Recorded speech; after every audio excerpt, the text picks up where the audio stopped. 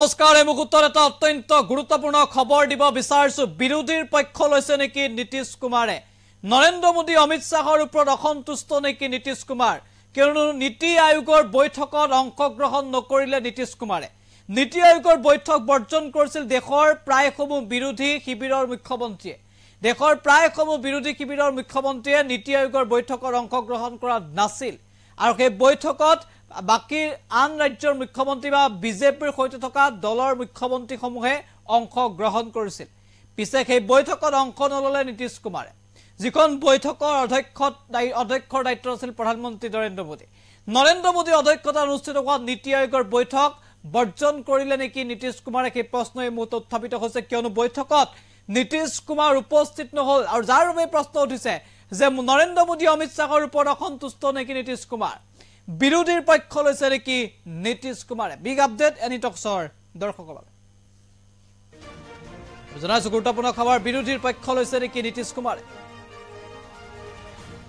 নীতি আয়োগৰ বৈঠকত উপস্থিত নহল নীতিশ কুমাৰ প্ৰধানমন্ত্ৰী মোদীৰ অধ্যক্ষতাত অনুষ্ঠিত হৈছিল নীতি আয়োগৰ বৈঠক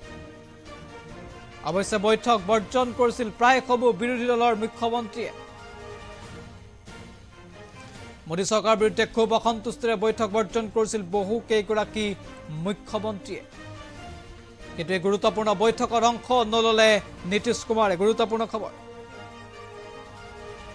বৈঠকত নীতিশ কুমাৰে অংশগ্ৰহণ নকৰাক লৈ সমগ্ৰ দেশজুৰি চৰ্চা আৰম্ভ হৈছে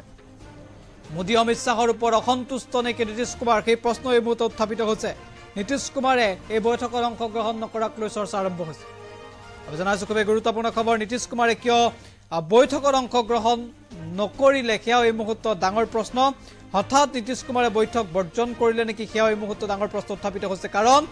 নীতি আয়োগৰ বৈঠকখন খুবেই গুৰুত্বপূৰ্ণ যি বৈঠক বিৰোধী শিবিৰে বৰ্জন কৰিছিল কিন্তু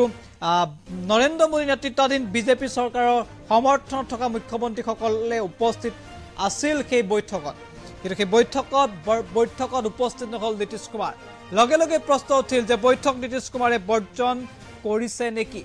নৰেন্দ্ৰ মোদী অমিত শাহৰ ওপৰত অসন্তুষ্ট নেকি নীতিশ কুমাৰ কিহৰ বাবে বৈঠকত অংশগ্ৰহণ নকৰিলে নীতিশ কুমাৰে তাক লৈ ইতিমধ্যে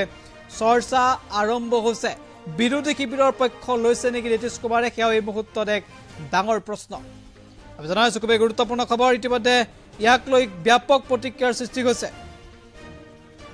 নীতিশ কুমাৰে অংশগ্ৰহণ নকৰিলে নীতি আয়োগৰ বৈঠকত আৰু এই বৈঠকত অংশগ্ৰহণ নকৰাক লৈ সমগ্ৰ দেশজুৰি চৰ্চা আৰম্ভ হৈছে নৰেন্দ্ৰ মোদী অমিত শাহৰ ওপৰত অসন্তুষ্ট নেকি নীতিশ কুমাৰ তাক লৈ চৰ্চা চলিছে